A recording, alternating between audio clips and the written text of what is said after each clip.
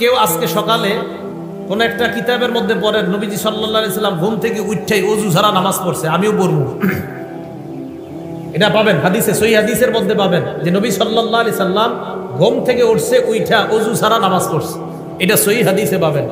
এখন কেউ এই সহিহ হাদিসটা পাওয়ার পরে চিন্তা করলেন আজকে ইমাম সাহেবের ধর্ম দ্বারা, তো শীতকাল, প্রচন্ড শীতকাল, মসজিদে আসছে, আসার পর ইমাম সাহেব আইসা বলতেছে হুজুর শীতকালে ওযু তো না করলেও চলে। তো হুজুরকে কেন? আজকে হাদিসে পাইলাম নবীজি সাল্লাল্লাহু আলাইহি সাল্লাম ঘুম থেকে উঠা, লাগবে না, কিচ্ছু লাগবে না, চুপচাপ থাকেন, নবীজি সাল্লাল্লাহু আলাইহি সাল্লাম ঘুম থেকে উঠা ওযু ছাড়া নামাজ পড়ছে, তাই শীতকালে একটু ওযু না করলে কি হয়? হুজুর কয় এটা আপনি কি বললেন, আমি তো বুখারী শরীফ পড়াই 20 বছর, আপনি আমারে হঠাৎ সেই হাদিস বলেন, পড়ান কিন্তু বুঝেন নাই হাদিস, হাদিস বুঝেন নাই। পরে হুজুর বলল বাবা আমি তো হাদিস বুঝছি। কয় কি? তো আমার ঘুম আর নবীজির ঘুম, আপনার ঘুম আর নবীজির ঘুম এক না। আমি আপনি যখন ঘুমাই আমাদের চোখ ঘুমায়, অন্তর ঘুমায়, নবী যখন ঘুমায় শুধু চোখ ঘুমায়, অন্তর ঘুমায় না।